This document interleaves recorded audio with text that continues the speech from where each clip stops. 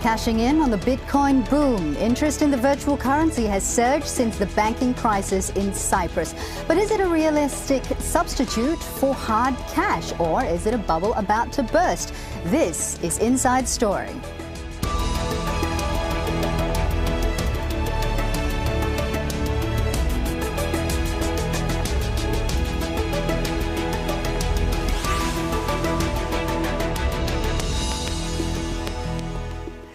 Hello and welcome to the program. I'm Fauzia Ibrahim. It is a form of internet cash, a virtual currency that can be traded online, and Bitcoin has been taking off. Now, from just $2 2 years ago, the value of the cyber cash has hit a record high of almost $150.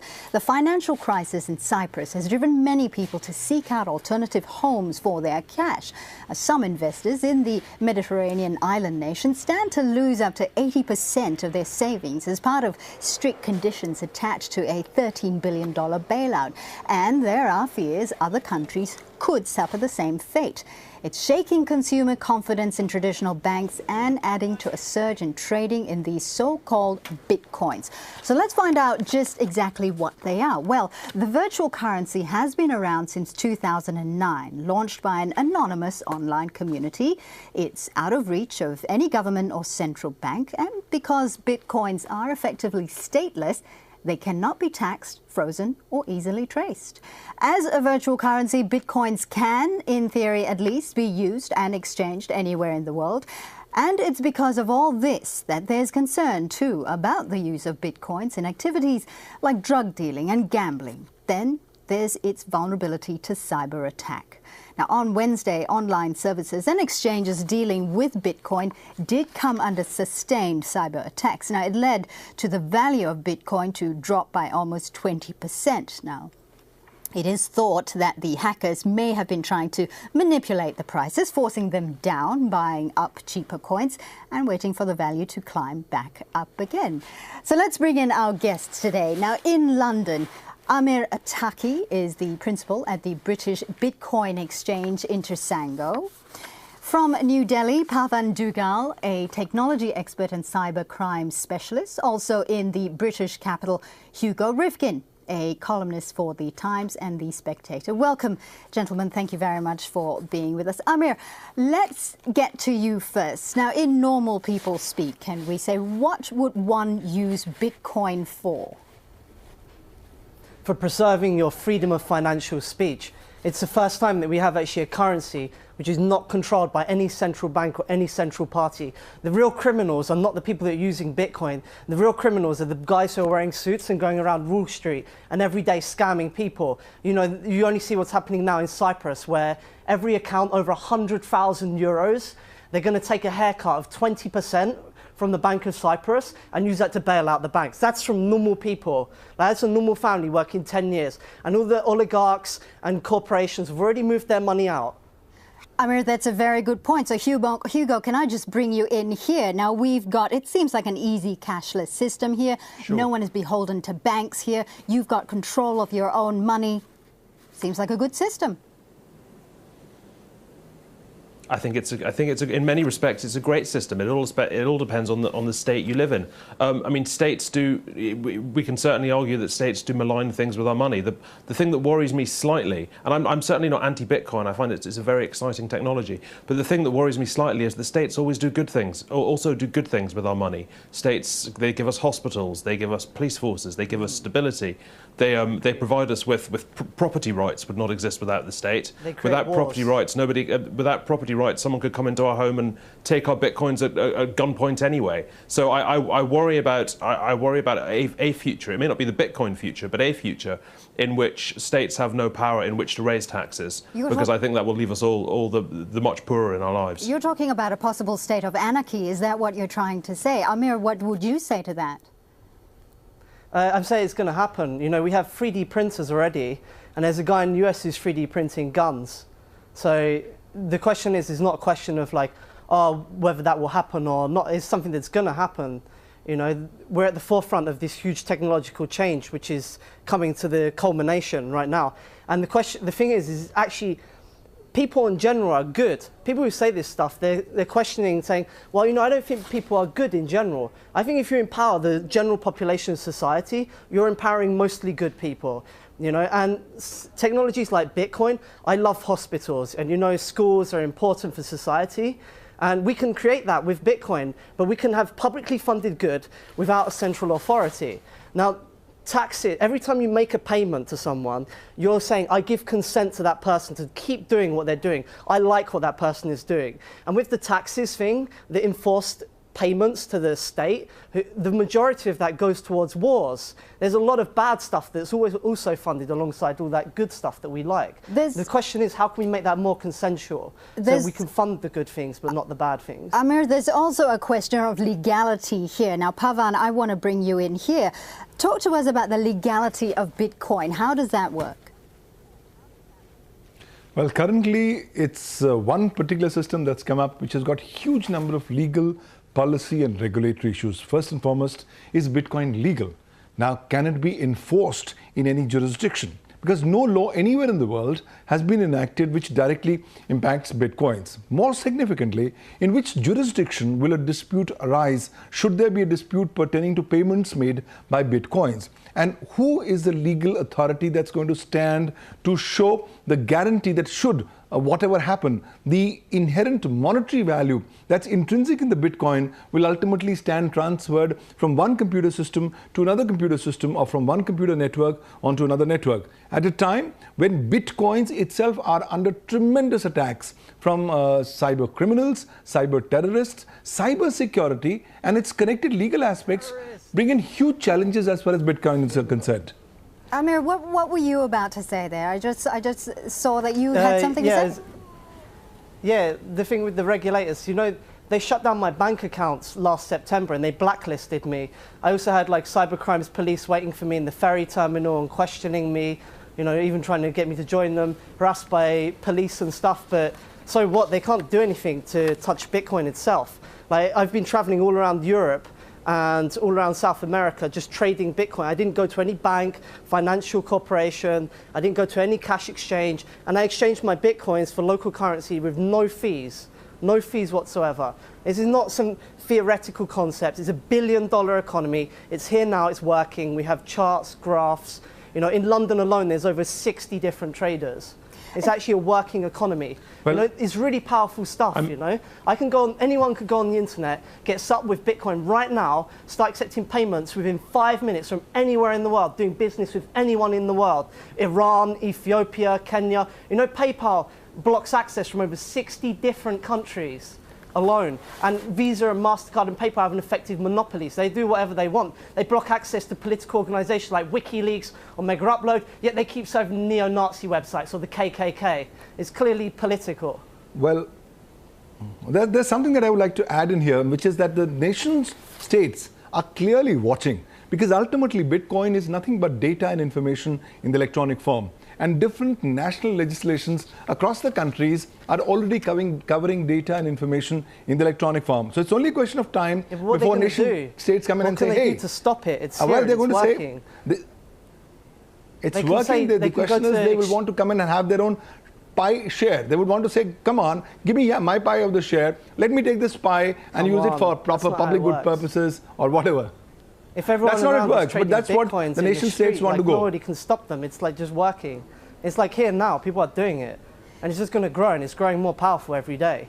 Well, Hugo, can I just bring you into this discussion? I just want to quote something that you said in one particular article, where you said that this was always a political project, not an economic one. Just expand on that for us. Well, it's exactly what we were talking about. It's about removing control of wealth from countries and from banks. It is about individual liberty.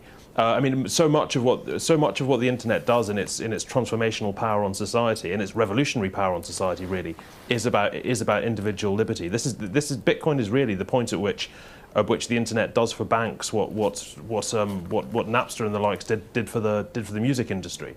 You know, it's an incredibly empowering tool for individuals. However, as I said before, what troubles me is the point that there are some aspects in which we are not at our most powerful as individuals. There are some aspects in which, as individuals, we need some protection. I mean, your guest was just talking about traveling around the world, trading Bitcoin for local currency. I think that's wonderful. I think it's great you can do that, particularly if people who are in a country where it's hard to get the currency out of the country. That's fantastic. However, I'm interested in what would have happened if he'd been in, say, Brazil, and he'd made a deal to swap some Bitcoin for local currency, and someone had reneged on that deal or had defrauded him in some way. I'm interested in knowing what his recourse would have been and whether he thinks it's good that he wouldn't have had one. Amir? What would you say to that? Yeah, there was a guy recently who posted on the internet that he went to do a Bitcoin trade and someone robbed him of like $80, you know, and there were there was a guy and he just sent to him 1 Bitcoin, like right there, repaid what he had stolen off him. And there were lots of comments saying, oh wow, this is awesome, this is amazing. And one comment I liked said, this is what I like about Bitcoin the most, the micro philanthropy, because when everyone is sharing, it encourages others to share. So the way to solve this money issue, you surely can't believe that the whole world is going to function on that basis. The whole way to solve it is not to say we need stronger authorities. It's to say that we need to empower people. You know, we need to say that people can form their own networks of trust. You know, that people can share amongst each other on the internet. The internet has a big problem right now. How can we fund a lot of this infrastructure? You know, like you see advertisement, that's not going to last forever. You know, the Wall Street Times is shutting itself off behind a paywall, you know. We need to actually have something that works, and PayPal just doesn't cut it, you know. It's got massive problems. But ladies and gentlemen, but I would like to say that, look, today we are at very early days. It's begun in 2009, it's 2013. The system has yet to evolve its own intrinsic mechanisms of how to deal with disputes. No disputes have not yet come up, good enough. But there is no guarantee that these disputes won't come in. It's only a question of time before cyber criminals and cyber terrorists permeate through the system, pick up the Bitcoins, and use it for a variety of criminal activities, money laundering activities, and activities that are targeting the sovereignty, integrity, security of sovereign nations. So it's only a question of time that this entire community comes up with an appropriate... Banks are doing it on a massive scale already.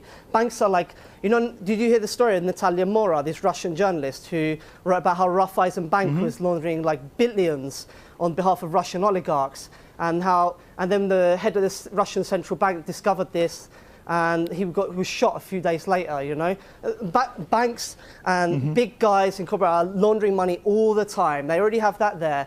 How about we bring that to common people so that, you know, when you have a situation like Cyprus, where they're going to decide to suddenly dip into everyone's bank accounts, and already the oligarchs and corporations have moved away, now the common people also have an option to launder their money away, to stop their money being used to bail out banks. You know, money laundering is happening already. It's not a difficult thing to do. It's happening on a massive scale. Bitcoin just brings this to normal people also. Hugo, you know, what were you about to say? The thing they say about taxes, Amir, thank you very much. But let's just go to Hugo. Now, Hugo, you were going to pick up on a point. Yeah, I fear that Amir is making a false dichotomy between normal people and corporations. What happens when you empower normal people with unfettered power, with no compulsion towards any form of responsibility, is that they turn into corporations. I mean, all this is doing. I mean, this is blowing apart existing structures, and there's a lot of good to that in many cases. But what it does is it frees up the development of new existing structures that are much less fettered and have the capability to act in a much more malign way. So do you really believe that we would have had the Age of Enlightenment, the scientific revelation, the Age of Reformation, if we had a surveillance state everywhere, monitoring our every moves, thoughts and feelings? You know, the whole point is that we have a surveillance state which is stopping every one of those things society to grow. General purpose computing, do you think that would have succeeded? Every one of the things you just said, I mean, if computers are regulated? These are new technologies that have to grow. They were all funded by systems. Same with 3D printing, that's why Cody is printing guns. Can I just jump in here there, gentlemen, and I really just want to talk about how this is going to benefit, as you know, we were talking about normal people on the ground. It just seems that Bitcoin seems to be out of touch, or it just seems that it's not accessible to people on the ground. But so how do you actually get hold of a Bitcoin? Well, really there are two ways, and both are a little complicated, so bear with us here. Now, first, Bitcoins can be bought through online exchanges using real currency. Now, a user account is set up, and Bitcoins are then credited to an electronic encrypted wallet. And then there's what's known as mining, and in short, your computer helps out the Bitcoin network with things like transactions and security. Now, the rewards are for an individual are slim, but groups can combine their computing power and share the profits. Now, Amir, I want to bring you in. This sounds really like it's something for an elite group of people. You actually missed like the main way to get Bitcoins. Offer services and people pay you for those services. And there's also another way, like meet with people and trade Bitcoins. You know, actually the Bitcoin infrastructure, you just put it into two boxes, but it's actually like many different things that will differ in various ways. There's no one way to get Bitcoins. It's actually proper economy. It's like saying, oh, there's one way to get euros. You go to the bank. But no, there's also people and cash exchanges and businesses and everything. It's pure proper economy, you know? Now, we've been getting plenty of reaction from you on our Facebook page. Flint O'Neill Fernandez says central banks have just started resorting to demand management monetary policies properly. A mass move to Bitcoins would be awful. Brendan Sullivan tells us anything that takes power away from central banks is good in my book. And Nandra Amer adds, we can trust the system, but not the hackers. Pavan, I want to bring you in here, Pavan. She mentioned hackers. We did see Bitcoin's website getting hacked on Wednesday. Talk us through security here. How secure is investing in Bitcoin? Well, when you look at technology, the technology is pretty much secure. In fact, when you look at public key cryptography, these are very secure technologies, but then goes an old dictum that nothing is hacking proof. Well, it could take you a lot of time, but technically everything could be potentially hacked. But be that as it may, currently it's pretty much secure for you to go and invest in Bitcoins. The problem is you'll have to be alive to the accompanying risks that could potentially be visiting you. Internet has made geography history. In this boundaryless space, these Bitcoins are nothing but digital denominators of value. In the event there is a diminishing of value or utility of such denominations, where are you going to go? There's no answers. What happens if there's a dispute pertaining to the delivery for payment or otherwise of Bitcoins that doesn't get happened according to expectations or according to transactions? You are going to be in a pretty much no man's land, because the concerned legal issues have not yet been worked across. And while this community has done remarkably well to come up with such a huge, vibrant economy, which is something like a miniature parallel to the real world economies, the fact is a lot of homework needs to be yet done by this entire community in terms of providing efficacious, effective remedies for redressal mechanisms should there be disputes. Also, we need to have some kind of a dispute resolution mechanism. Like under the domain name system, we have the Uniform Domain Name Dispute Resolution Policy, which is online, which is done by the Internet Corporation for Assigned Names and Numbers. Something similar may have to be done here, primarily to give that kind of comfort factor to people that in case if you have a trouble tomorrow, this is what you can actually resort to. Also, you'll have to be careful that while the Bitcoins are going to be in your particular system, if your system is going to be weak in terms of security, please understand the entire system is almost that much strong or weak dependent on the weakest link. So everybody has to contribute in this P2P economy networks that we're currently talking about, but lots of work has to be done. These are still initial years. If we were to write a book on Bitcoins in about another 10 years, we are potentially only the first chapter of the 10 chapters that we could write in the book. Really what you're saying then is your financial security really depends on you, is your own responsibility. Hugo, we witnessed a crash when Bitcoin was hacked on Wednesday. Now the value went down from $147 US to $108 US, and now it's climbing back up again. But it's not that big a crash. But does that mean that Bitcoin has arrived now as a reputable, trusted currency? Well, no, I mean, Bitcoin's been bouncing around madly in value from the word go. And I think a lot of the attention, the press attention, indeed it's what attracted my attention, is to do with this sort of quite sudden and both sudden and sustained rise in value. However, I think I mean, people look to Bitcoin to do two very different things. It can be a store of wealth, well, three different things. It can be a store of wealth. I think that's great. It can be a means of transaction. I think that's fantastic. I love the idea of people in parts of the world where there are currency restrictions. Someone in Zimbabwe being able to get money in and out in a way that current systems don't allow them to. I think that's wonderful. However, at the moment, you have Bitcoin also being used as a vehicle for speculation, which is not really the point. May cause a surge, may cause a collapse. I think it's quite important to maybe try and look beyond that in order to understand what Bitcoin is and what it offers. Amir, I want to bring you in here. Look, what you're saying is certainly very idealistic and very honourable in terms of trying to get the online community helping each other out. But security, again, we're talking about financial security here. How do you talk to someone? How do you tell someone, look, invest in Bitcoin and your money will be safe? You will be safe. To be honest, I'm not telling people to invest in Bitcoins. Like, actually, I advise people against investing in Bitcoins, and only like if they want to try it out to put what they can afford to lose, you know. But in terms of the security stuff, I think like actually the security policy is better than what we currently have.